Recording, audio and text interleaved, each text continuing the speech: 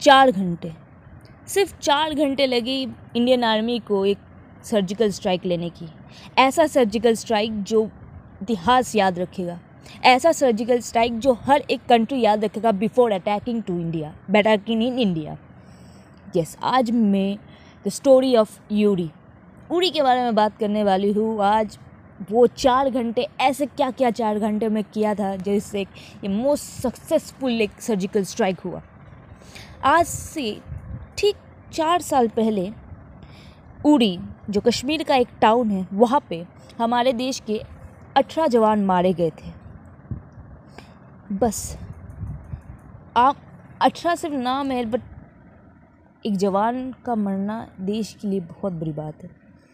और उसी के बाद जब इंडिया ने एक सर्जिकल स्ट्राइक लिया और ये एक ऐसा इवेंट हुआ कि अब हर देश ये याद रखेगा बिफोर अटैकिंग इन इंडिया कि ये नया भारत है, ये घर में घुस के मारता है। तो आज मैं बात करने वाली हूँ द स्टोरी ऑफ उरी में उस सर्जिकल स्ट्राइक के उस 4 घंटे में ऐसा क्या हुआ जो देश हमेशा याद रखेगा, जिसके ऊपर एक मूवी बन गई, जिसके बाद कोई भी टेररिस्ट कम्युनिटी इंडिया पे अटैक करने के पहले एक बार सोच रहा है।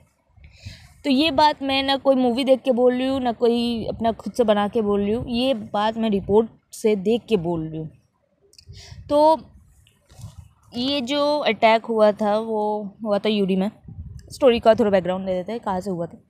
और वहाँ पे हमारे 14 जवान मारे गए थे।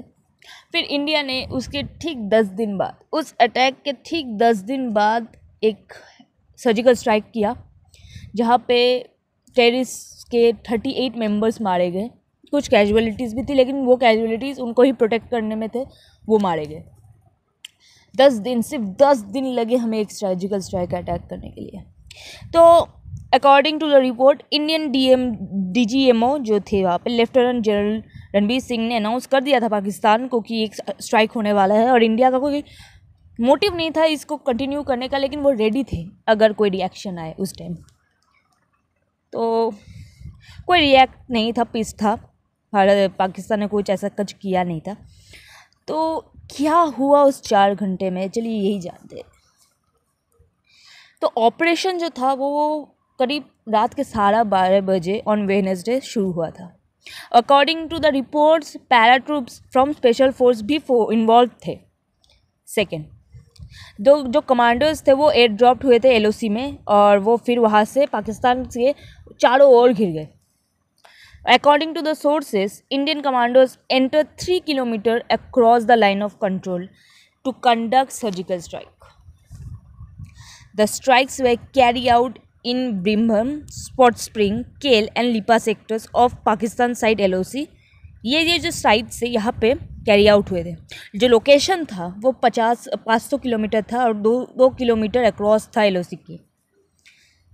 7 टेरर लॉन्च पैड्स डिस्ट्रॉयड हुए थे सर्जिकल स्ट्राइक के समय। 38 टेररिस्ट और 2 पाकिस्तानी सोल्जर्स मारे गए Indian army surgical strike. No Indian casualties.